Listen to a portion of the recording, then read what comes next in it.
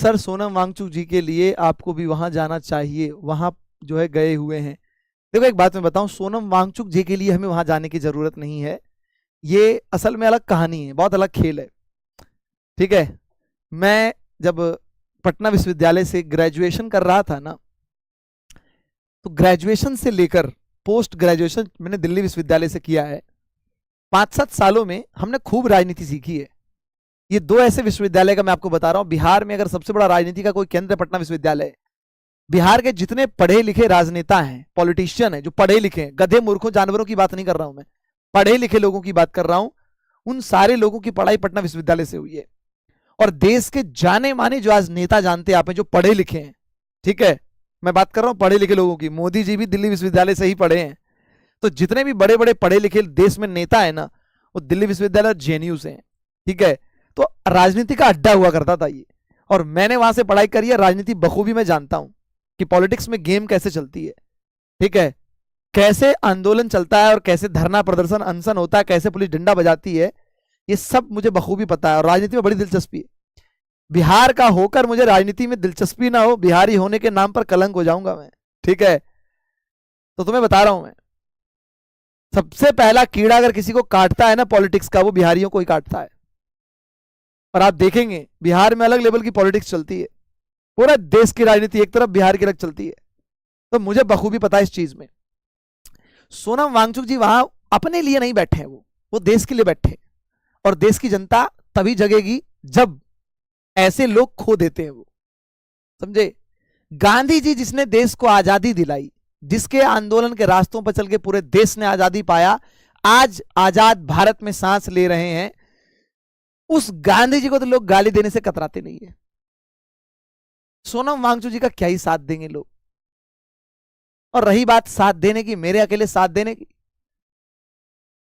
पूरी व्यवस्था प्रशासन ऐसे। अभी नीट का रिजल्ट आया, देखो कितने लेवल पे धांधली चल रही है, कितने लेवल पे धांधली चल रही है। क्या क्या से तुम लड़ोगे, क्या क्या से लड़ोगे। मरना मुझे लगता है सबसे अच्छा समाधान है। आप मर जाए, आत्मदाह कर लें आकर वहां मंच पे खड़े होकर जंतर मंतर पे, तो सरकार व्यवस्था को तब भी लगेगा चल हटा, एक मुसीबत तो गया। नहीं फर्क पड़ती, अगर पड़ती ना तो बहुत कुछ बदल जाता। ठीक है। नीट पेपर लीक हुआ, चलो समझ में आया कि पेपर लीक हो गई, ठीक है, सरकार सुधार करेगी। इसके बाद आई रिफंड की पॉलिसी। रिफंड की पॉलिसी आई, आज तक रिफंड नहीं मिला है बच्चों को, आज तक भी नहीं मिला है बच्चों को। ये तो घटिया स्तर पे चला गया इनका, रिफंड की पूरी पॉलिसी सिस्टम फेल हो गई। अब आया रीनीट एग्जाम की बारी। रीनीट एग्जाम इन्होंने कराया, ठीक है। इन दोनों एग्जाम के लेवल में आसमान जमीन का अंतर कर दिया। दो एग्जाम के लेवल का ही आसमान जमीन कर दिया इन्होंने, आसमान जमीन का अंतर कर दिया। जो बच्चा नीट 2026 देकर आया, उस बच्चे को अनुमान था कि चलो हमारा सिलेक्शन हो जाएगा, पेपर लीक हो गए, चलो ठीक समझ में आती है। रीनीट एग्जाम भी उन्होंने आसमान जमीन का अंतर करके रख दिया भाई, बाजा ही फाड़ दिया बच्चों का। यहां पे जो तैयारी जिस मूड में कर रहे थे, उस पर तो पेपर लीक हो गई। अब जब दोबारा फ्रस्ट्रेशन में तैयारी कर रहे थे, इन्होंने और चाटे मार दिए मुंह पर बच्चों के। चलो समझ में भी आता है, एग्जाम है, कॉम्पिटिटिव है, कुछ भी हो सकता है, अनएक्सपेक्टेड पेपर होता है, डिफिकल्ट पेपर हो गया, मैं इस चीज को भी अग्री कर लेता हूं। अब आती है बात रिजल्ट की बारी। रिजल्ट में इतनी गड़बड़ियां करी और शर्म नहीं आती है इनको, है शर्म आनी चाहिए इनको। अगर देश की सरकार व्यवस्था या एनटीए, स्वास्थ्य मंत्रालय, एनएमसी, किसी को शर्म आ जाए, एक को भी शर्म आ जाए, डूब के आज मर जाएंगे, ये आज डूब के मर जाएंगे। आती नहीं शर्म है। धमकी भेज रहे हैं, धमकी बच्चों को, कि अगर आपने, क्योंकि अभी देखो चल रहा है कि गलत ओएमआर सीट अपलोड कर दिया गया था, रिजल्ट में गड़बड़ियां हुई है, एक को भी अगर शर्म आती ना, एक को भी शर्म अगर आती।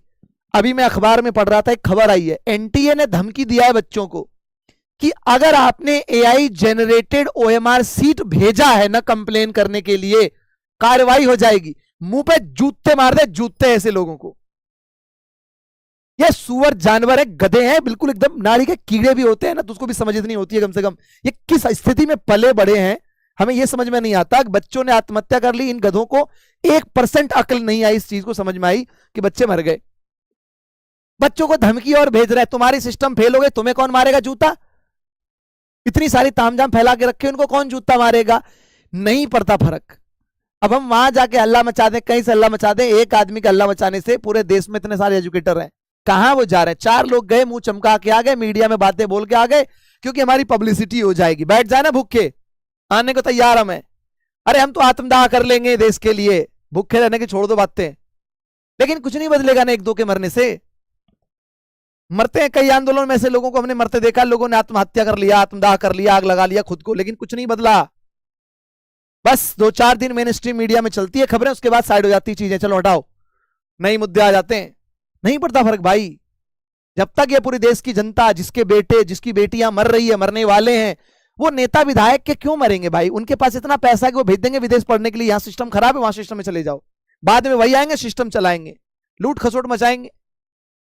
तो ऐसा हाल बनाए हुए लोग समझ कहां रहे हैं? 400-500 लोगों की भीड़ है, इस देश में 150 करोड़ की आबादी है, वो एक ऐसे मुद्दे के लिए 500 लोग नहीं जा पाते हैं, तो तुम किसकी बात कर रहे हो जानने की?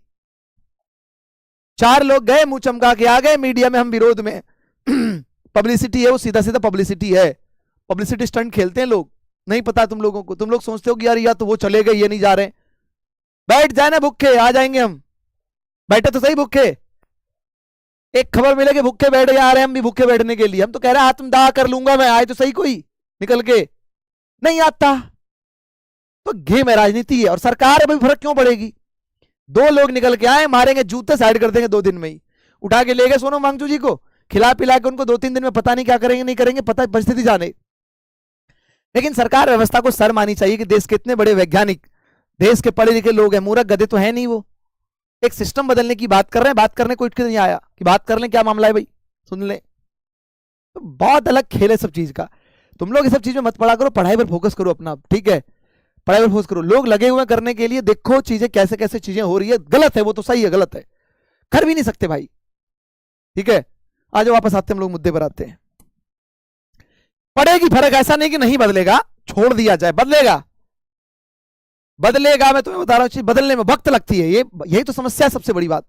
आपको एक छोटी सी बात बताऊं, बिहार में 3-4 पॉलिटिकल पार्टियां, सब में भ्रष्टाचार है, सब में भ्रष्टाचार है, सब में जो है गधे जानवर भरे हुए हैं, लेकिन फिर भी जनता उन्हीं में से किसी को चुन लेती है।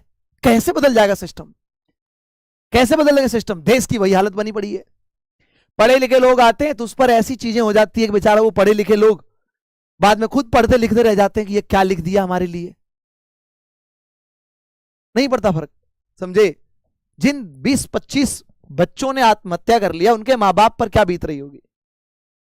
किसने मारा? इसी देश के शिक्षा मंत्री ने, व्यवस्था ने मारा, तो नहीं पड़ता ना फर्क, क्या करेंगे आप? देश की मीडिया को भी फर्क पड़ता तो बहुत कुछ हो जाता। तो सारा सिस्टम अलग चलता है, खूब हमने देखे जीवन में, 5-7 साल हमने खूब